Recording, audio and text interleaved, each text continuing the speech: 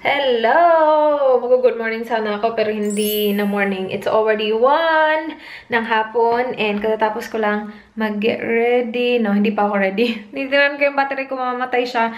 Kaka-on ko lang, mamamatay ka na. I would just put makeup on and ano ako guys, magpapa-laser ako. And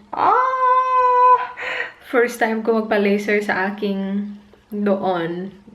Magpapalaser din ako sa aking kilikili, but, yeah, magpapalaser din ako doon. Nakakaloka!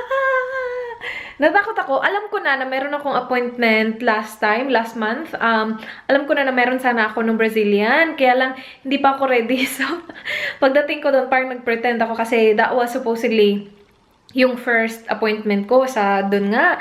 And pagdating ko doon, nag-pretend ako na parang hindi ko naintindihan yung pinag-usapan namin last time. Sabi ko sa kanya, oh my gosh, I totally misunderstood. Stuff like that.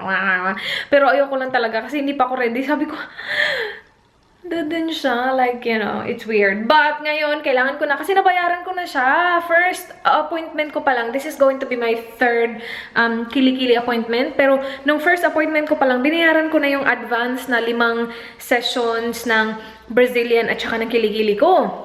And then the second appointment, pagpunta ko doon, sabi ko, parang hindi ako ready na mayroon, you know, like, pero ano, pinag-isipan ko siya mabuti. Tapos kinausap ko din sa Dan. Sabi ni Dan, hindi niya maalala yung ano mo, nakakaloka sa dami. Iba naman ang inaano nila araw-araw.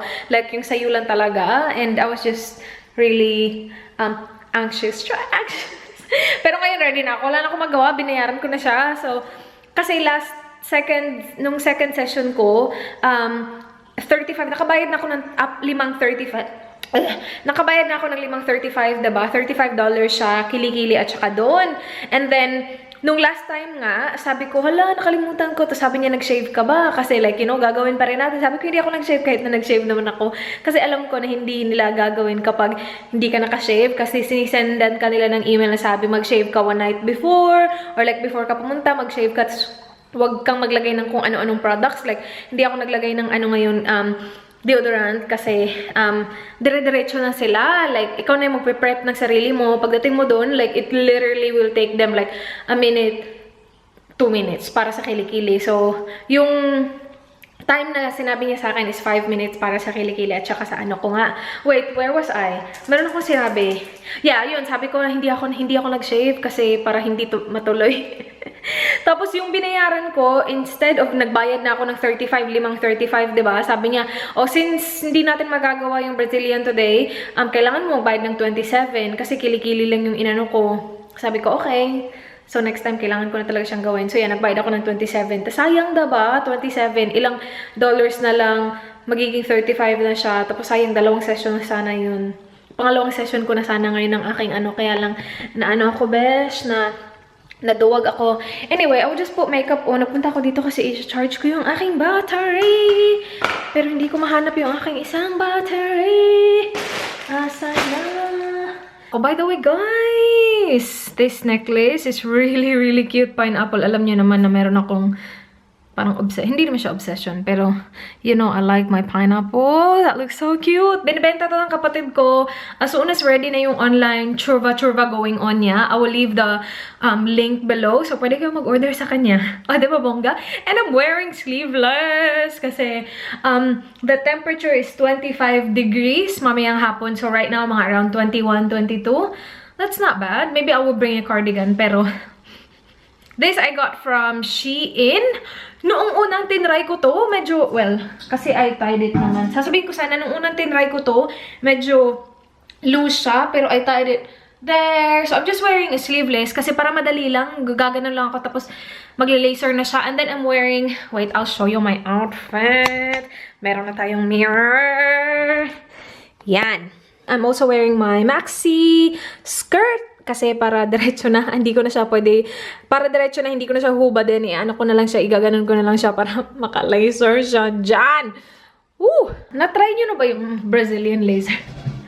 Hindi ko alam. Kasi yung ginagawa ko is nag-shave ako. I used to epilate doon. Masakit yun. Pero may time na nasanay na ako sa kanya kasi like, nasanay na ako na i-epilate siya. Pero, I started shaving nung nag-decide na nga ako na magpapa-laser ako kasi sabi nila dapat hindi ka ano ulit sabi niya? Dapat hindi ka mag-epilate. Sana alala ko ha. Like, parang sabi niya ata, huwag kang mag-epilate for like a month before yung schedule mo. So, yeah. Pero, I used to epilate there. I think, na-try ko na mag-wax ng ako-ako lang. Sobrang tagal na nun, hindi ko na inulit kasi ang sakit-sakit. Tapos wala akong napapala. Siguro hindi lang talaga ako marunong mag-wax. Pero, ay guys, magme-makeup na ako kasi malilate ako. Pwede naman hindi ako mag-makeup, diba? Pupunta kami ng gym mamaya. Mag-film sana ako today. Makeup ako. Makeup ako. Ito yung lagi kong gamit. Hindi naman lagi, pero isa siya sa mga go-to na ano ko kasi sobrang dali lang niya. Tapos bet na bet ko din yung Hourglass na brush. Na ano? Yung kasama niya na brush. Ay, nako. Natatakot pa rin ako sa laser. Pero, kailangan kong gawin. Kailangan ko talagang gawin. Sana huwag akong, maduwag pagdating dun. Iniisip ko kasi parang ang weird. Pero kailangan ko talaga siyang gawin. Gagawin ko talaga siya, promise. Sasabihin ko sa inyo kung masakit ba or... Hindi naman siguro masakit. Well, sa kilikili, last time... Di siya masakit. Like, sobrang bilis lang nung first session. Nasabi ko sa previous vlog ko. Yung second session, hindi siya ganun ka, like, 2 dot lang, like, tuk-tuk. Kasi, tuk-tuk. Kasi yun yung first session. Meron akong sa dila ko, guys. Nakagat ko yung dila ko. So, medyo tsaka yung pagsasalita ko. Anyway, yun. Anyway, yun yung sa first session. As in, 2 lang. Tut-tut. Sa isang hili-hili. So, sa kabila naman. Tut-tut. Tapos, lagyan ng cream. Tapos yun na. Nung sa second session, siguro depende din sa kung sino gagawa, no? Sa second session, siguro mga 4. Tut, tut, tut, tut. And hindi siya masakit. Merong isang tut sa kabilang kilikili. Parang dito ata yung nakilikili. Parang sa lower na part. Ano siya, guys? Sumakit. Like, yun yung last na parang tut niya. Tut talaga yung tawag ko. Yun yung last niya. And parang, pero parang wala lang. Like, sobrang bilis lang. Pero parang, napaganon ako. So, hindi ko alam kung magiging masakit siya doon. Oh my gosh. Sana lang hindi ako mapasigaw. Kasi si Dan, try niya magpa-laser noon. Sa likod niya. Kasi si Dan sobrang mabalahibo na Dan. So, before daw siya pumunta ng Pilipinas. I think before siya pumunta. No, not before.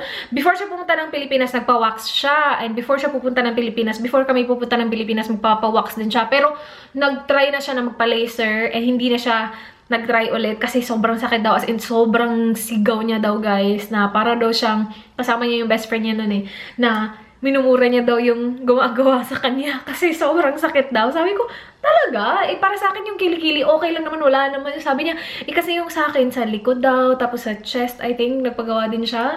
And sobrang sakit daw. Pero, yeah, sana hindi ganun kasakit yung, oh my God, natakot ako.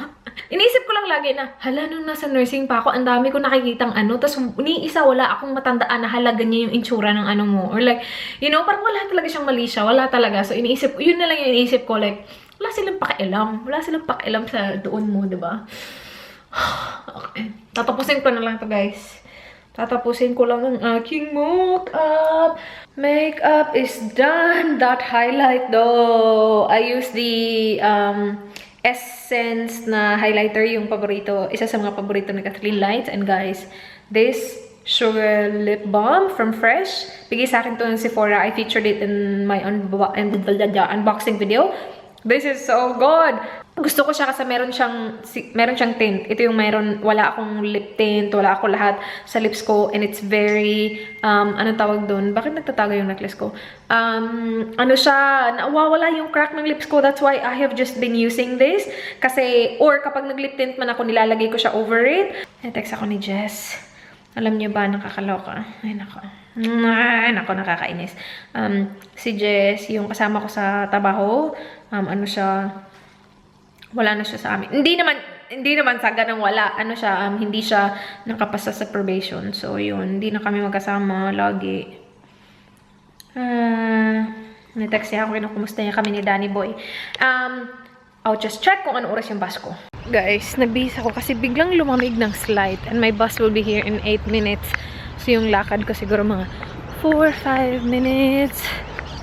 Nakakaloka. Nagbihis ako ng maxi dress pa rin para mabilis lang siya. Ganun lang. Shook! Tapos nandun na. Sa'yo na yan, ate. And then, nag-ano lang ako, nag-flannel na tinay ko dito. Para akong buntis.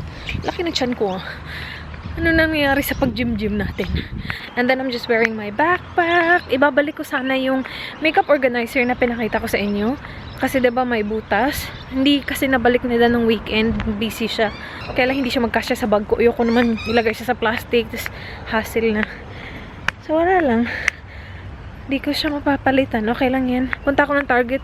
Bibili ako ng gift para kay Jess sa baby shower niya. Hinihintay ko na si Bas. Naka-chinelas lang ako kasi I just painted my nails.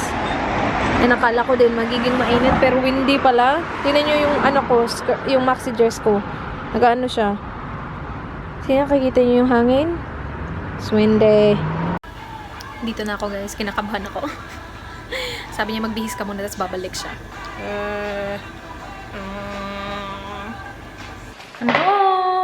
Natapos na guys.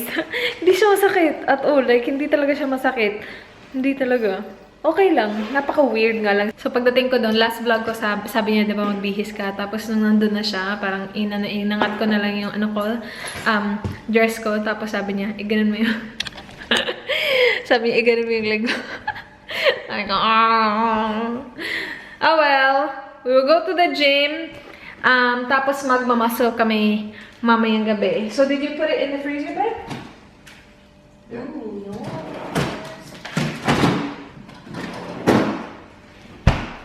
Ito yung lulutuin namin. Mag-ano ko, baked mussels. Yummers. Luto na ba to, babe?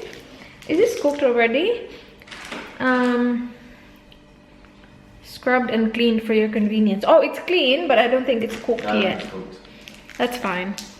Nagpunta ako ng Kmart kanina. Hindi ako masyado nag-vlog sa Hindi talaga ako nag-vlog sa shops na pinuntahan ko. But I got these para mga tea towels. Tapos I got jeans, you guys. What are you doing? Are you eating? I got jeans kasi naka 50% off siya sa Valley Girl. Usually, hindi ako nagtatry dun kasi hindi kasya sa akin. But this is actually size 8. Look at this one. It's ripped as well. And it fits me. So, yeah. Maganda siya. Originally, $39.95. I got it for only $20. I got this as well, babe. From Priceline. Waterproof makeup remover. Kasi malapit na maubos yung Sephora ko. Ganito na lang talaga. Sobrang konti na lang. So, yan. And resibo. And, napunta din ako sa reject shop. So, hindi ko dinala yung diba? Yung papapalitan ko. Bumili na lang ako ng bago. Tapos yung papapalitan ko siguro next time. Ito. Yung may, dyan. See? May butas. Next time na lang yan kapag nakabalik kami ni Dan. Magre-refund na lang ako. And then I got this as well. Ilalagay ko siya sa pinakadulo talaga para hindi mag-move around yung mga ito ko. Pero yeah. That's that. And more receipts. Okay. Punta kami ng gym. Magbibihis lang kami. What are you eating? Can I have some? Is that ding-dong? Are you hungry, babe? Magbabubble tea sana ako. Tinawagan ko si Dan. Sabi niya, huwag ka magbubble tea kasi mag-gym tayo. Tapos nag-ding-dong. Ikaw na talaga, babe. Nakauwi na kami. Tapos nakaligo na din ako. And then hinihintay ko lang na matapos ma-bake yung aming mussels. Yun, yeah. Oh my gosh. Siya, yung recipe na finalo ko is yung sa panlasang Pinoy lang, guys. Sobrang dali lang. Yung amin, hindi siya luto. So, inano ko muna siya, binoil ko muna siya hanggang sa mag-open siya. And then, nung nag-open na siya, naglalaway ako. Nilagyan ko siya ng melted butter. Tapos, garlic, and then naglagyan ko siya ng cheddar cheese. So, now, malapit na siya. Siguro mga 2 minutes na lang. And then, yung rice namin, ready na kasi excited na excited. Gutom na ako. Tapos, after pa niyan ma-bake, hintayin ko pa na para mag-cool down. So, gutom na ako, besh. So, ganito na yung itsura, guys. Sarap na niya, ang bango pa niya. Gusto ko na siyang kainin. Kaya lang, kailangan ko pa siyang parang hintayin na mag-set. Parang isa-set ko muna. Makeup? Hintayin ko muna na siya. na hindi na siya ganun kainit. Kasi yung butter pa naman. Pero malapit na yan. Masarap siya. Tingnan kasi nagbabrown talaga siya. O yan, akin yan. Akin yan. Okay, yung rice kanina pa yan dyan. Okay, kain. Tapos na kami mag-dinner, guys. And matutulog na kami. Naka-ready na yung baon ko para bukas. So, yung baon ko is same yung dinner namin kanina. Yummers! Tapos yung rice ko nandun na din. Naka-ready na. Matutulog na kami. Kasi work na naman bukas. And, oh yeah, gusto ko pala magpasalamat kay Trish. Thank you ulit, Trish, sa super sweet na letter. At saka sa mga coffee. She sent me a whole bag of coffee, guys. Yan, ito yung favorite coffee ko sa Pilipinas. Nescafe Brown and Creamy. And wala to dito. So, thank you so much. Hindi ko pa siya na-try ulit. Pero alam ko na naman na masarap yan. Paborito ko yan eh. I think I got this 4 days ago. And ngayon ko lang siya hindi ko lang siya pinot away muna kasi baka makalimutan ko mag-thank you. So, thank you! Hindi ako naka-edit ng video today. I started editing one, tapos hindi ko siya natapos. Yun yung visa. So, finally, na-edit na, ko siya guys, na-film ko siya, pero hindi ko pa siya na-edit. Pero, nandun na siya. So, good.